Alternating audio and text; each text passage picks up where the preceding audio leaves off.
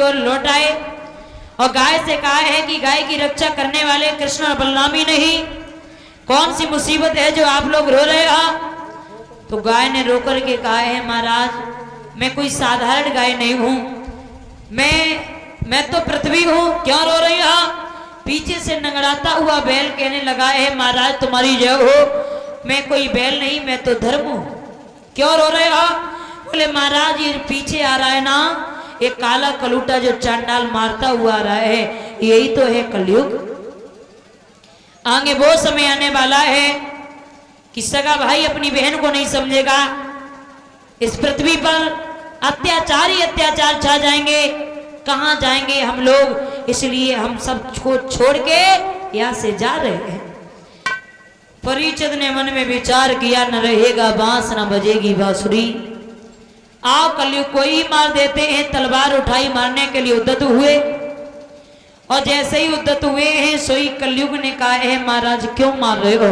बोले तुम बहुत बड़े अवगुड़ी हो।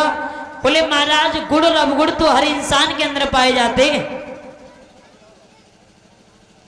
और ऐसा नहीं है कि हमारे अंदर अवगुड़ी अवगुड़ हो, छिपा न छिपा कोई गुड़ ना हो। बोले हमें पता है कि तेरे अंदर कोई गुड़ नहीं होगा। बोले महाराज अगर एक भी गुड़ निकल आए तो क्या करोगे? बोले मारेंगे नहीं, छोड़ देंगे। कहा है जाओ एक गुड़ बता दो हम तुम्हें छोड़ देंगे। तो कलयुग ने कहा है, महाराज अगर गुड़ की बात कर रहे हो तो कलयुग केवल नाम आधारा, सुमेर सुमेर भवयुत रहे पारा। बोले महाराज सतयुग त्रेता द्वापर की बात छोड़ दो, ये है कलयुग। कलयुग में ज्यादा नहीं कि याद है में यादी घड़ी और आधेव में पुनियाद। जितना भी वक्त मिल जाए, जितना भी समय मिल जाए, वो समूल समय को निकाल करके भगवान के अगर चरणों में लगा दिया तो कलयुग में ऐसे भक्तों का भी उद्धार हो जाता है। ये मेरे अंदर बहुत बड़ा गुण है। परीक्षित ने कहा है, खैर कोई बात नहीं, हम तुम्हें मारेंगे तो नहीं, छोड़ रहे हैं, लेकिन तुम्हें कुछ स्थान बता रहे हैं, वो स्थान तुम्हें मंजूर करने पड़ेंगे। बोले महाराज कौन से स्थान है? तो परीक्षित ने कहा है कि जहां जुआ खेला जाता हो वहां तेरा स्थान रहे, जहां मदरा का पान होता हो वहां तेरा स्थान रहे, जहां वैश्याएं नृत्य करती हो वहां तेरा स्थान रहे, जहां गुरु का अपमान होता हो वहां तेरा स्थान रहे। बोले महाराज कोई ऐसा स्थान बता दो जो जीवन काट सके। तो परीक्षित के मुख से निकल गया कि जाओ तुम सोने में निवास करो।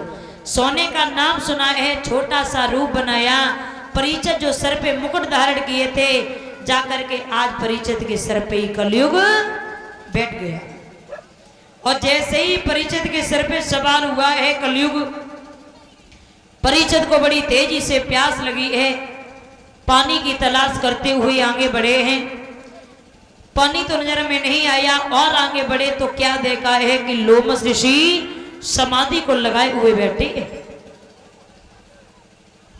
आगे बढ़े, परीक्षित ने मन में विचार किया, बारे बाबा हमें देख करके आंखें बंद कर ली, मैं क्या कुरूप था या काना था या निसंतान था?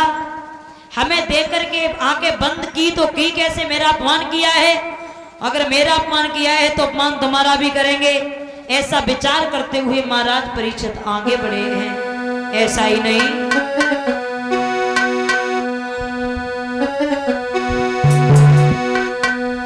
आरे मान मेरो नहीं जाना,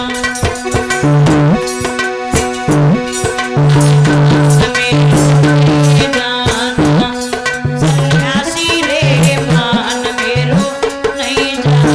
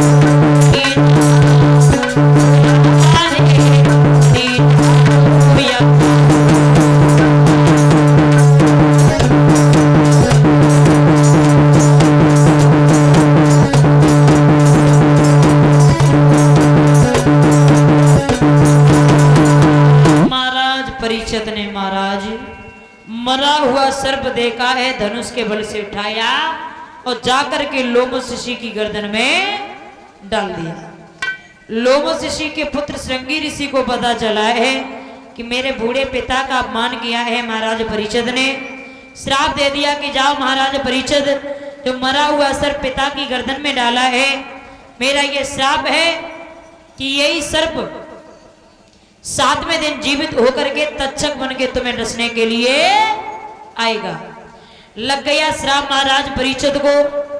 लोमस ऋषि की जिस समय समाधि खुली है, जब पता चला है कि हमारे बेटा श्रृंगी ऋषि ने श्राप दे दिया है, बुलाया, कहा है बेटा तुमने अच्छा नहीं किया, भोले भाले राजा को श्राप दिया, दोष परीक्षित का नहीं, कलयुग सर पे सवार था, चलो जो हो गया वो दिया हुआ श्राप वापस तो नहीं आ सकता, परीक्षित को ये अवगत करा दो कि वो भगवान की जाकर के कथा सुने, तो हो सकता है कि सप्तम दिवस वो तक्षक डसने के लिए न आए। परीक्षित को आदेश कर दिया गया है, महाराज परीक्षित, लोमस ऋषि की गर्दन में जो सर्प तुमने डाला था, कोई सर्प 7वें दिन जीवित होकर के तक्षक बन के तुम्हें डसने के लिए आएगा। लोमस ऋषि के पुत्र श्रृंगी ऋषि का ये श्राप लगा है, इसलिए घर परिवार त्याग करके आप भगवान की तपस्या कीजिए, भगवान की कथा सुनो, तो हो सकता है इस श्राप से तुम मुक्त हो जाओ। परीक्षित ने सुना है, राजसी वस्त्रों को उतार दिया, सन्यासी वस्त्रों को धारण किया, पत्नी का प्यार, बच्चों का दुलार, घर परिवार त्याग करके चल देते हैं। पहुंच गए जहां श्री सुखदेव जी कथा को सुना रहे हैं, लंबी लंबी संतों की भीड़ लगी हुई है, पीछे से जाकर के महाराज परीक्षित जी भी बैठ जाते हैं।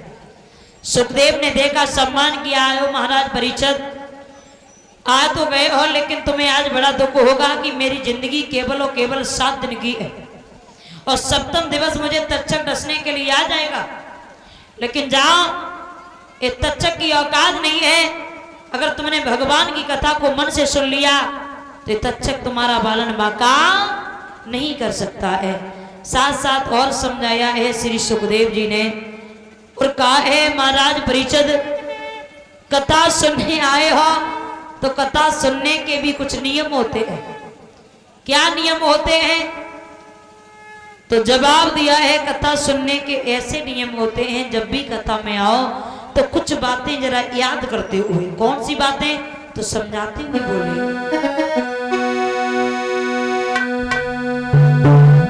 कि हर कीर्तन में बैठते समय ऊंच ऊंच नीच का भाव न हो, अपने मन का अपने तन का अपने धन का अपने बल का अपने घर का अभिमान न होता।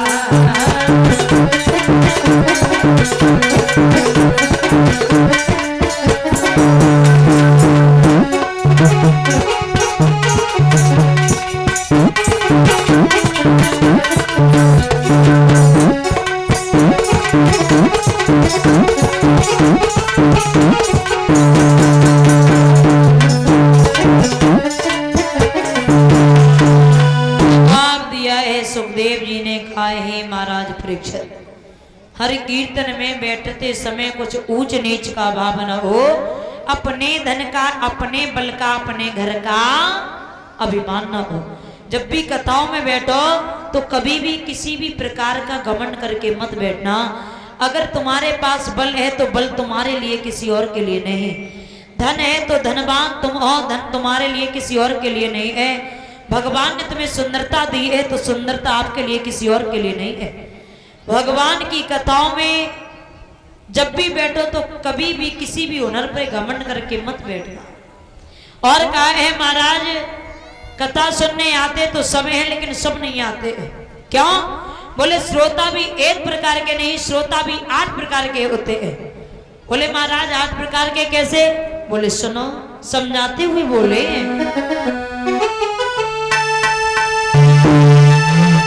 कि श्रोता सब श्रोता रूपी नहीं, अकज सोते और सराते हैं,